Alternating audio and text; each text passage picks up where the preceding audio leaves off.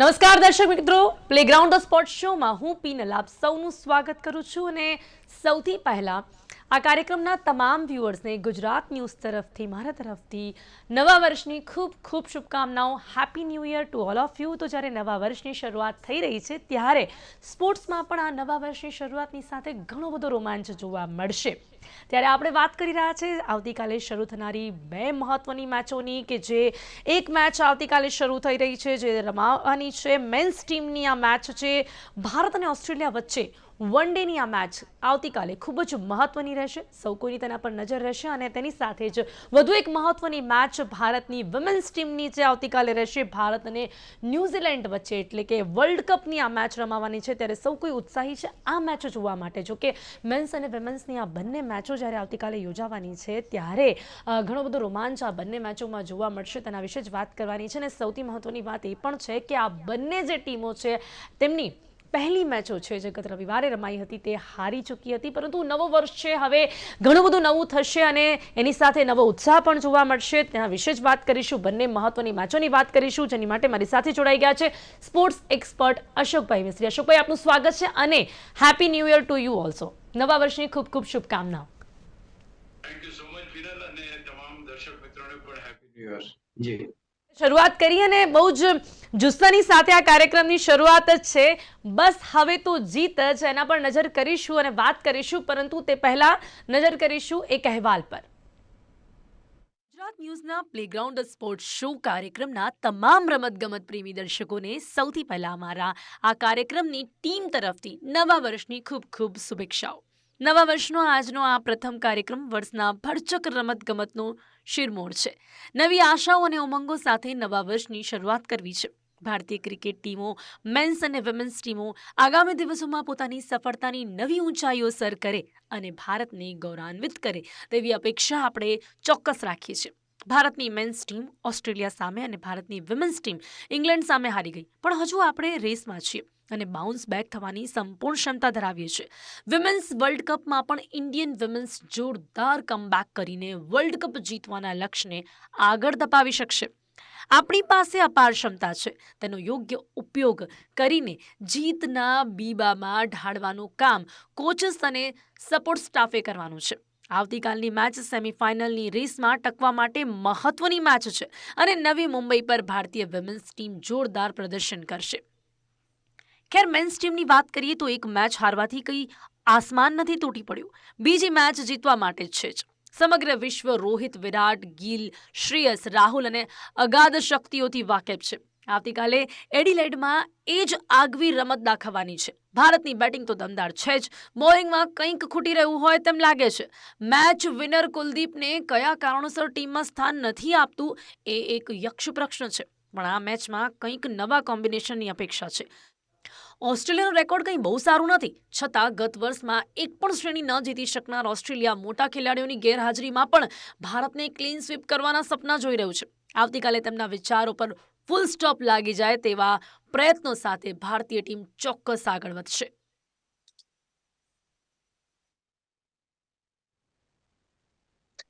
કશુભાઈ, શું કહેશો જ્યારે આપણે વાત કરી રહ્યા છીએ નવા વર્ષની શરૂઆત? આ સ્પોર્ટ્સમાં પણ ઘણો નવો રોમાંચ લઈને આવશે એવી આશા આપણને છે.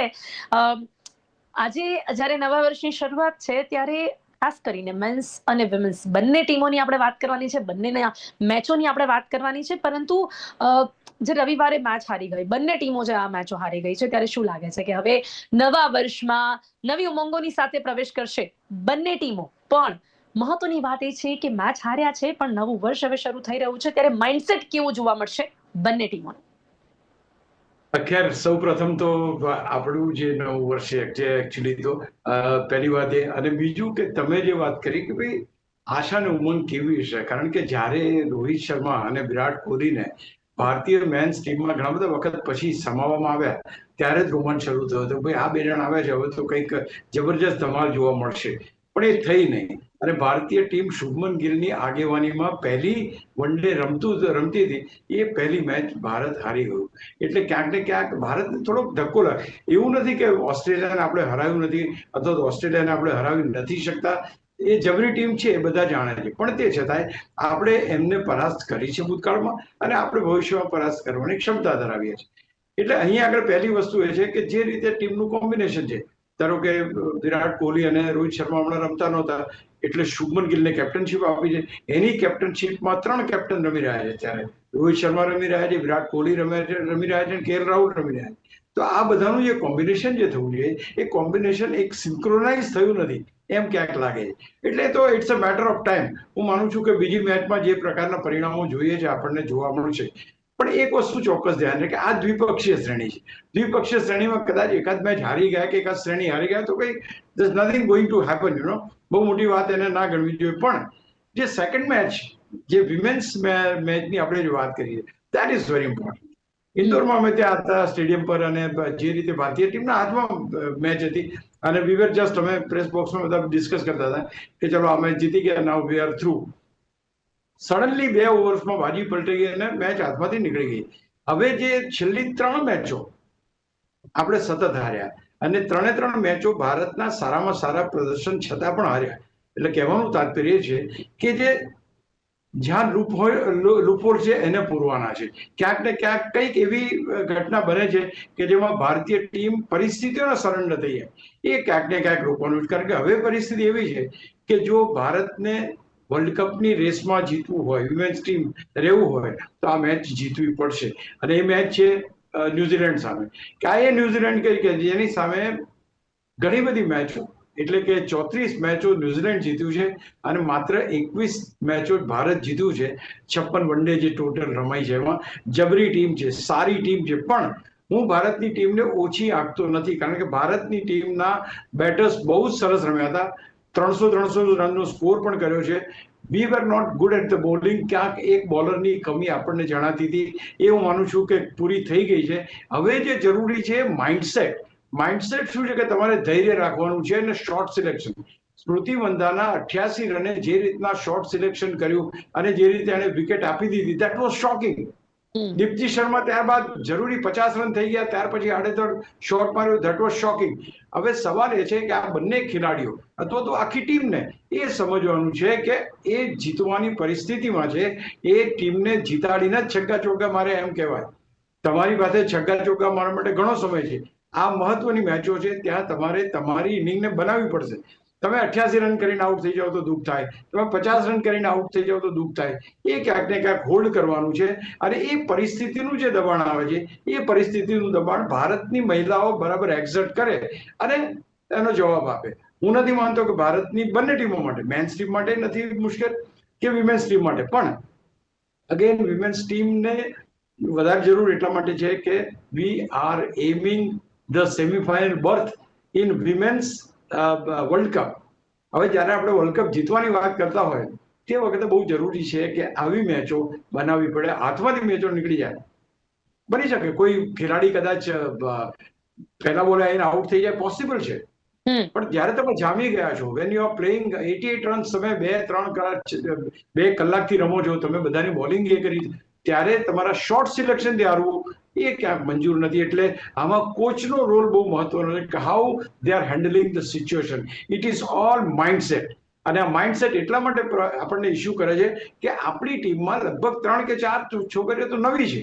They are very new. They have not face world cup. આજે સ્મૃતિ મંધાના અને હરમનપ્રીત કૌરની વાત કરો તો બરાબર છે, બાકી ખેલાડીઓ નવા છે. એમને એ પ્રમાણેની પરિસ્થિતિ માટે તૈયાર કરવાના. They are very good players, but they are not clicking at the right time. I think આ બંને વસ્તુ થવી જોઈએ, અને બંને ટીમો, મેન્સ અને વિમેન્સ બંને ટીમો જીતે એવી મને તો પૂરેપૂરી શક્યતા લાગે છે. હા, આપણે પાકિસ્તાનની જેમ ખરાબ જ રમતા હોત ને બધી મેચ હારતા હોત તો હું કઈ આવું ના કહે. આપણે દરેક વખતે 300 નો સ્કોર કર્યો છે. We have played the best of our game. અને ત્યાર પછી અમુક 1 કે 2 ઓવરમાં હાથમાંથી મેચ નીકળી જાય, એ ક્યાંક દુઃખદ છે. આઈ થિંક નવા વર્ષે આપણે ચોક્કસ અપેક્ષા કરીએ કે જબરજસ્ત ભારત રમે. તો આપણે કહી રહ્યા છે કે બસ હવે તો જીત જ. ત્યારે હવે સૌથી પહેલા વાત કરીએ મેન્સ ની જે આ મેચ રમાવાની છે એડિલેડ પર, જે વન ડે આવતીકાલે જે શરૂ થવાની છે, એની પહેલા વાત કરીએ. શુભી, તો શું લાગે છે આપને કે જે પ્રકારે પ્રથમ મેચની જે નિરાશાઓ મળી, શું લાગે છે કે નિરાશાઓને ખંખેરીને સમગ્ર ટીમ મેદાનમાં ઉતરશે? અને બીજી મહત્વની વાત કે જે ભીડ આવવાની છે ને જોવા માટે, બેટિંગ શો જોવા માટે આવવાની છે, એ બેટિંગ શો જોવા મળશે ચોક્કસપણે ખેલાડીઓનો? વેલ, તમારી વાત બિલકુલ સાચી છે, કારણ કે men's team is number 1 as far as the ICC world ranking is concern. India is topping the list. We are at the top of the world now. But the thing is, તમે જે કહ્યું એ અગત્યનું છે. ભારત જીતે ને તોય કદાચ લોકોને મજા નહીં આવે જો વિરાટ કોહલી અને રોહિત શર્મા નહીં રમે. સવાલ એ છે, અહીંયા લોકો વિરાટ કોહલી અને રોહિત શર્માને જોવા માટે આવે છે. બહુ સ્પષ્ટ વાત છે. એના પેટ કમિન્સે બી કહ્યું હતું કે ભાઈ અમે તો રોહિત શર્મા અને વિરાટ કોહલી આવવાના છે એટલે અમારા સ્ટેડિયમ પેક થઈ જવાના છે. અને ઇટ હેઝ હેપન્ડ કે આ બંને ખેલાડીઓની રમત જોવા માટે સ્ટેડિયમ પેક થઈ જાય, કારણ કે ઘણા બધા વખત પછી આવે છે. આ એક જ ફોર્મેટમાં રમે છે, બાકીના બંને ફોર્મેટોની નિવૃત્તિ લીધેલી છે. એટલે ઇટ ઇઝ વેરી ઇમ્પોર્ટન્ટ કે આ બે ખેલાડીઓ રમે. એટલે તમારી વાત બિલકુલ સાચી છે. પહેલી વસ્તુ કે બેટિંગની ધમાલ તમારે જોવી હોય તો આ બે ખેલાડીઓ જો જામી ગયા હોય ને એ રમતા હોય, હું નથી માનતો કે એનાથી બીજી કોઈ ટ્રીટ કોઈને પણ જોઈએ. Australia too on the other hand, પહેલા ભારત અને પાકિસ્તાનની ટીમો વચ્ચે દુશ્મનાવટ હતી. એટલે દુશ્મનાવટ ઇન ધ સેન્સ ક્રિકેટિંગ દુશ્મનાવટ, કારણ કે બહુ જબરી ટીમ હતી પાકિસ્તાનની. Now things have change. હવે ઓસ્ટ્રેલિયા જબરી ટીમ છે અને ઓસ્ટ્રેલિયા એમ માને છે કે વિશ્વની સૌથી મહત્વની ટીમ જો હોય તો એ ભારત છે. એટલે ઓસ્ટ્રેલિયાના આપણે પહેલા હરીફ, ખતરનાક હરીફ એ ભારત છે. એટલે they are scared of us. એમને ખબર છે કે ભાઈ વિરાટ કોહલીને કંઈ કહેતા નહીં, જો એમને કંઈ કીધું તો એ ફરી વળશે. અને આ થયેલું છે કે શ્રેણી શરૂ થતા પહેલા કોઈ વિરાટ કોહલી જયારે કેપ્ટન હતા ત્યારની વાત છે કે કંઈ કીધું હોય તો ત્યાર પછી બધી મેચોમાં સેન્ચુરી મારી દીધી હોય એવી પરિસ્થિતિ થયેલી. એટલે હું માનું છું કે એ લોકોને જોવાની મજા આવશે. બાકી બધા ખેલાડીઓ રમશે, ભારત જીતશે, એમાં જે રોમાંચ હોવો જોઈએ એના કરતા સૌથી વધુ રોમાંચ આવશે કે આ બે ખેલાડીઓ રમે. એન્ડ ધેટ ઇઝ વાય પહેલી મેચમાં એક જણ 0માં આઉટ થઈ ગયું, એક જણ 8 રન બનાવીને આઉટ થઈ ગયું. તો ક્યાંક આ બંને ખેલાડીઓથી નિરાશ થયા છે. અને હું માનું છું કે આ વખતે એ પરિસ્થિતિ ના થાય. અને દે હેવ ધ એબિલિટી. એવું તો કોઈને બધાને ખબર છે કે આ બે ખેલાડીઓમાં અપાર ક્ષમતા છે સામેની ટીમની બોલિંગને તિતર-બિતર કરવામાં. આપણે એ જોવું છે કે ભાઈ એ લોકો રમે અને ભારત જીતે. ભારત જીતશે તો આનંદ થશે, પણ આ બે રમશે ને જીતશે તો લોકોને આનંદ થશે, કારણ કે they are playing the most exhibiting cricket. એટલે જોવું ગમે, આંખને જોવું ગમે એ સ્ટાઇલિશ બેટર્સ રોહિત શર્મા અને વિરાટ કોહલી એની બેટિંગ જોવા મળે એ દરેક અપેક્ષા કરશે. જી જી, ઇન ધ એન્ડ તો બધું જે કંઈ પણ રમાતું હોય છે વ્યુઅર્સ માટે જ હોય છે, ચાહકો માટે જ હોય છે. તો એમને આ જે પ્લેયર્સ રમે તે જોવાનું ચોક્કસપણે પસંદ આવે અને એવી જ આશા આપણે પણ રાખીએ છીએ. અને હવે ખાસ કરીને અશોકભાઈ, બોલિંગની વાત કરીએ. શું લાગે છે કેવા પ્રકારના ચેન્જીસ રિક્વાયર લાગી રહ્યા છે અહીંયા? એમાં પણ બહુ જ ઇમ્પોર્ટન્ટ વાત એ છે કે જે હાલના આ સંજોગોમાં કુલદીપનો ટીમમાં સમાવેશ નથી કરવામાં આવ્યો, જે અત્યારે ચર્ચાનો વિષય બન્યો છે. કેમ, અને સાથે જે નથી તો કેવા પ્રકારના ચેન્જીસ રિક્વાયર લાગી રહ્યા છે? જ્યારે જ્યારે કેપ્ટનશીપ બદલાય, જ્યારે જ્યારે કોચ બદલાય, ત્યારે ત્યારે પોતાની પસંદગીના ખેલાડીઓ અથવા તો પોતાને ગમતા ખેલાડીઓને તક આપવાની, અને દરેક પોતાને ગમતી ટીમ જ બનાવે. કોઈ પણ કેપ્ટન હોય પોતાના મોસ્ટ ગમતા જે ખેલાડીઓ હોય, 15 ખેલાડીઓ છે એમાંથી સૌથી ગમતા 11 મારે જ્યારે લેવાના હોય તો હું જેની ઉપર મને ભરોસો હોય એને જ હું લઉં. એ સ્વાભાવિક છે. એટલે પહેલી વસ્તુ એ છે કે કુલદીપની જે ટીમમાં સમાવેશ થવો જોઈએ એ ભરોસો જીતવામાં ક્યાંક કુલદીપ સફળ થયો નથી. That is number one. Is the best bowler, one of the finest bowlers India ever produce. But the thing is કે કેપ્ટનને એમ લાગે છે કે નહીં, હું આના વગર ચાલશે મને. સવાલ એ છે કે વન ડે ક્રિકેટ હોય કે T20 ક્રિકેટ હોય, એમાં જ્યારથી ઓલરાઉન્ડર્સની બોલબાલા થઈ છે ત્યારથી સ્પેશિયલાઇઝ બોલર્સ જે છે એમની જે લાઈફ હોવી જોઈએ રમવાની એ લાઈફ ઘટી ગઈ છે. કારણ કે દરેક સ્પેશિયલાઇઝ બોલર પાસેથી પણ લોકો એવી અપેક્ષા કરે છે કે આ યાર 25 રન તો મારવો જોઈએ. તો એનો સૌથી મોટો ડ્રોબેક એ છે કે કુલદીપ યાદવ ઇઝ ટ્રેડિશનલી એક સ્પિનર છે, એક્સક્લુઝિવ સ્પિનર છે. હી ડઝન્ટ નો બેટિંગ મચ. એટલે અહીંયા આગળ જ્યારે ઓલરાઉન્ડર્સના જમાનામાં તમે જીતો તો તમારી પાસે ઓલરાઉન્ડર છે. હર્ષિત રાણાને તમે ઓલરાઉન્ડર તરીકે લાવ્યા, ત્યાર પછી વોશિંગ્ટન સુંદરને તમે લાવ્યા, નીતિશ કુમાર રેડ્ડીને તમે લાવ્યા, અક્ષર પટેલને તમે લાવ્યા. તો આ જે બધા ખેલાડીઓને લાવ્યા તો તમે એમ લાવ્યા કે ફાસ્ટ બોલર છે પણ એ બેટિંગ કરી શકે, એ સ્પિનર છે એ બેટિંગ કરી શકે. કુલદીપ યાદવને આ થોડોક ડ્રોબેક જેવું લાગે છે. અને બીજું કે જે પરિસ્થિતિમાં ઓસ્ટ્રેલિયાના જે મેદાનો છે એ મોટા ભાગે ફાસ્ટ બોલર્સને વધારે યારી આપે તો બટ નેચરલ છે, પણ તે છતાંય એમાં ઘણા બધા સ્પિનર્સ પણ સારો રોલ કરી શકે છે. અને કારણ કે અત્યારની જે ઓસ્ટ્રેલિયાની ટીમ છે એ પણ પૂરેપૂરી ટીમ એમની છે નહીં, ઘણા બધા નવોદિતો છે. અને નવોદિત ખેલાડીઓ સામે કુલદીપ યાદવ છે એક મહત્વનું વેપન પુરવાર થાય એવું છે. એટલે આવતીકાલની મેચમાં હું માનું છું કે કુલદીપને ચાન્સ મળવો જોઈએ. કોને પડતો મૂકશે દેટ ઇઝ સેકન્ડરી થિંગ, પણ કુલદીપને ચાન્સ મળશે તો હી વિલ પે ધ ડિવિડન્ડ્સ, કારણ કે એની પાસે ક્ષમતા છે કે કોઈ પણ બેટરને મૂંઝવીને એની વિકેટ લઈ શકે છે. અહીંયા આપણે જે જરૂરી છે એ છે કે ભાઈ કેટલા ઓછા રનમાં આપણે પ્રતિસ્પર્ધી ટીમને આઉટ કરી શકીએ છીએ. એ પર્ટિક્યુલર ફોર્મેટમાં જ્યારે તમારી પાસે જસપ્રીત બુમરાહ નથી રમતો તે વખતે તમને ડેફિનેટલી થાય કે હા, આ ખેલાડી જો સારો પરફોર્મ કરે તો ભારતને મેચ જીતવામાં સરળતા રહે. અને બીજું, 3 મેચોની શ્રેણી છે. આ મેચ મહત્વની છે. If you are losing this match તો તમે શ્રેણી હારી ગયા. એટલા માટે હું માનું છું કે આ એક ફેરફાર ભારતીય ટીમમાં ચાલી રહી છે. કદાચ સ્થાન ન મળે કુલદીપને તો શું લાગે છે આપને કે કેટલું નુકસાન થઈ શકે છે? કુલદીપને સ્થાન ન મળવું, મેં એ જ કહ્યું તમને કે શુભમન ગિલને કેટલો વિશ્વાસ છે એની ઉપર રહે છે. કુલદીપ યાદવને મેચ નથી જીતવાની, મેચ જીતવાની છે શુભમન ગિલને. એ પોતાની કેપ્ટનશીપ કરી રહ્યો છે પ્રથમવાર, અને એણે પ્રથમવારની જે કેપ્ટનશીપની પ્રથમ મેચ હારી ચૂક્યો છે. શું શુભમન ગિલ પહેલી શ્રેણી હારથી એની લાઈફની શરૂઆત કરવા માંગે છે વન ડે ક્રિકેટની? એ અગત્યનું. એટલે અહીંયા એને કોની ઉપર વિશ્વાસ છે, ધેટ ઇઝ ઇમ્પોર્ટન્ટ. એને એમ લાગે કે નહીં, હું હર્ષિત રાણાથી વધારે કામ સારું લઈ શકું છું, અથવા તો હું અક્ષર પટેલ પાસેથી વધારે કામ કે નીતિશ રેડ્ડી પાસેથી વધારે કામ લઈ શકું છું, આઈ એમ સેટિસ્ફાઈડ, તો બની શકે કે એને ના રમણે. પણ જે રીતે બહારનું પ્રેશર બન્યું છે ને જે રીતે ઓસ્ટ્રેલિયન વિકેટો સ્પિનરોને પણ અમુક વખતે યારી આપે છે, આઈ થિંક કુલદીપ યાદવનો આ વખતે સ્ટેન્ડ બને છે કે એને ટીમમાં સમાવવામાં આવે. એ of course it is depending upon the situation, ત્યાંની પરિસ્થિતિઓ કેવી છે એના ઉપર આધાર રાખે છે. પણ ક્યાંક ને ક્યાંક શુભમન ગિલને પણ વિશ્વાસ હોવો જરૂરી છે, કોચને પણ કુલદીપ યાદવ પર વિશ્વાસ હોવો જરૂરી છે. I think he is a better player, he is a decent player, અને એ ભારતને જીતાડવામાં એક મહત્વનું યોગદાન આપી શકે છે. જી જી sure Ashokbhai. Now let's talk about one more important match જે આવતીકાલે રમાશે, ભારતીય વિમેન્સ ટીમની મેચ, જે ડુ ઓર ડાઈ કહી શકાય છે. જે મેચ ન્યુઝીલેન્ડ સામે છે, શું લાગે છે કેટલી ઇમ્પોર્ટન્ટ છે આ મેચ? અને ઓફકોર્સ જે પ્રકારે આગળની મેચ રમાઈ છે એ પ્રકારે આ જે મેચ છે તેમની માટે ડુ ઓર ડાઈની મેચ છે, એટલે કેટલું પ્રેશર રહેશે? સૌથી પહેલા તો એ બહુ જ ઇમ્પોર્ટન્ટ છે, કારણ કે માઇન્ડસેટની વાત કરી છે. પહેલી મેચ હાર્યા છે, ડુ અને ડાઈની મેચ હશે એટલે માઇન્ડસેટ પણ કેવું રહેશે? અને સાથે આ મેચ માટે જો આ મેચમાં જીત જોઈએ છે તો કયા પરિબળો છે જે ભારત તરફી હોવા ખૂબ જરૂરી છે? પહેલી વસ્તુ તમે બહુ સારી કીધી કે ભાઈ mindset. Now this is only the thing which is lacking in the Indian team. પહેલી મેચ આપણે રમ્યા પાકિસ્તાન અને બાંગ્લાદેશ સામે રમ્યા, શ્રીલંકા સામે રમ્યા, વી વોન ધ મેચીસ. ત્યાર પછીની જે 2 મેચો ઓસ્ટ્રેલિયા અને ની સામે રમ્યા, સાઉથ આફ્રિકા સામે, વી lost it.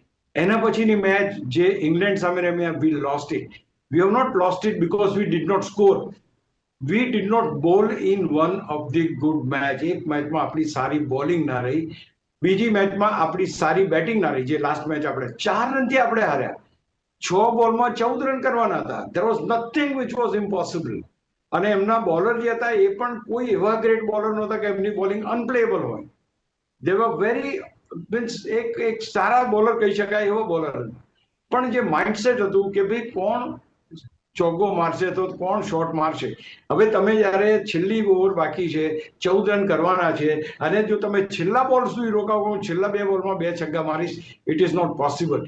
You have to start scoring right from day 1, એટલે કે પહેલા બોલથી સ્કોર થવો જોઈએ. તમે એક રન લીધો, તમે ઇનફિલ્ડ, અને બીજું એક સૌથી મહત્વનું, કારણ કે અમે ત્યાં હતા, ઇનફિલ્ડ બધું સજાઈ દીધું હતું. બહારની જે જગ્યા હતી, સર્કલની બહાર જગ્યા હતી. તો એ હિંમત હોવી જોઈએ કે હું આ ખેલાડીઓ જે છે 30 યાર્ડના સર્કલમાં એના માથા ઉપરથી શોટ રમી શકીશ, નહીં તો બાઉન્ડ્રી જ હતી, શ્યોર બાઉન્ડ્રી. કોઈ સવાલ. તો આ જે 2 વસ્તુ છે કે હિંમત કેળવવી પડશે કે મારે આ જગ્યાએ લીડ લેવાનો છે.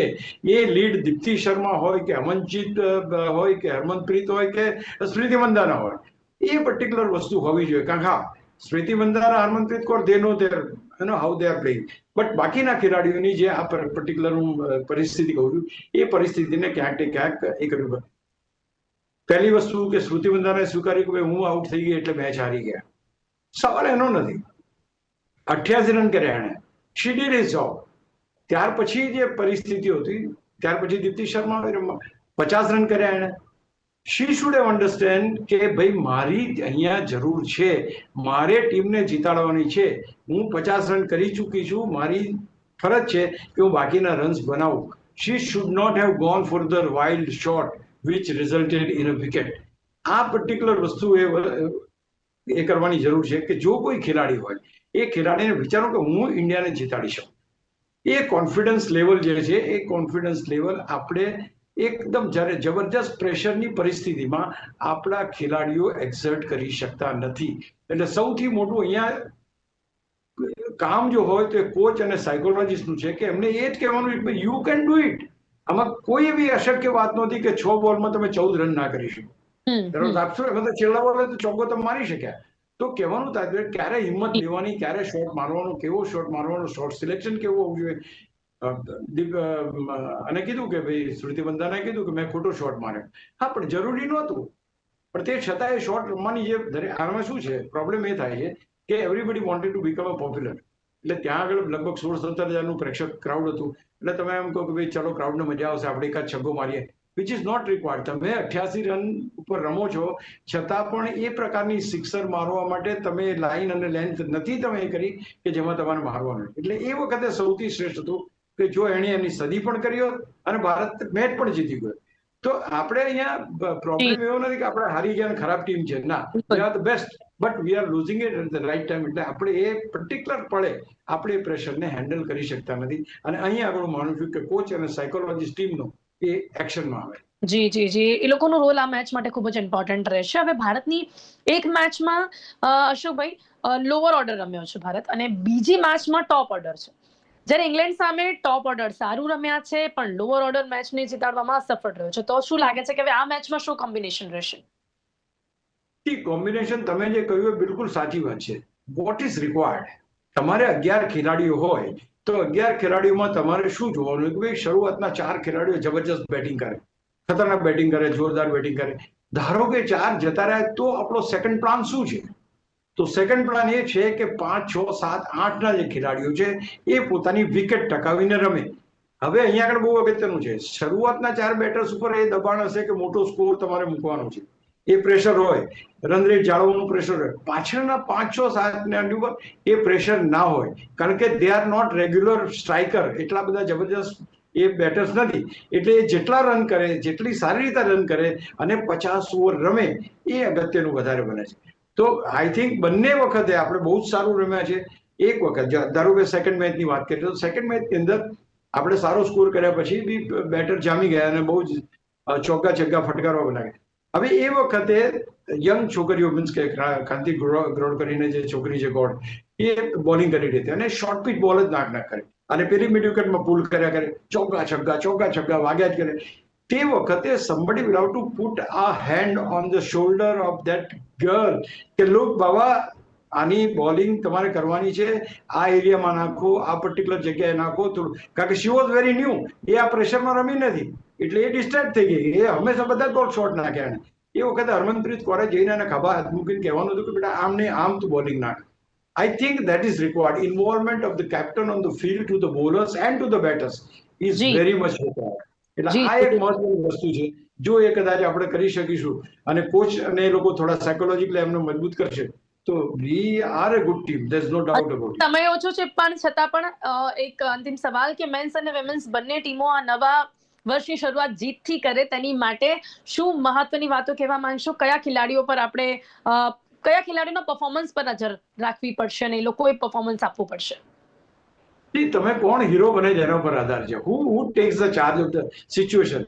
તમને આજે ભલે ઇન્ડિયન ટીમની અંદર મેન્સ ટીમમાં તો તમે માનો કે રોહિત શર્મા અને વિરાટ કોહલી રમે તો મજા આવી જાય, that is but natural.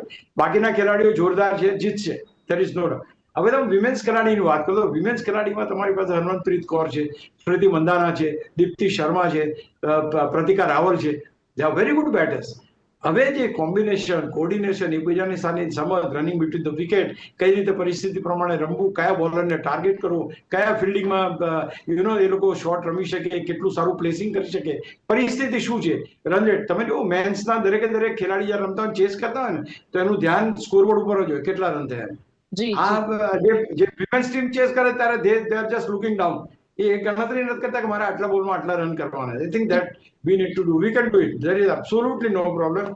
We have got a good team. અને આ નવા વર્ષમાં એટલે કે આપણા નવા વર્ષમાં આપણે આ પ્રકારની સફળ વાતો કરીએ એવી આપણે અપેક્ષા ચોક્કસ રાખીએ, ખાસ કરીને ભારતની. જી સમય અહીંયા સમાપ્ત થાય છે અશોકભાઈ. ચોક્કસપણે બસ હવે તો જીત જ જે આપણે નામ આપ્યું છે એ આપણને આવતીકાલની બંને મેચોના પરિણામોમાં જોવા મળે. આપ મારી સાથે જોડાયા તે બદલ આપનો ખૂબ ખૂબ આભાર. Thank you so much. નવા વર્ષની ફરી એક વખત આપને શુભકામના.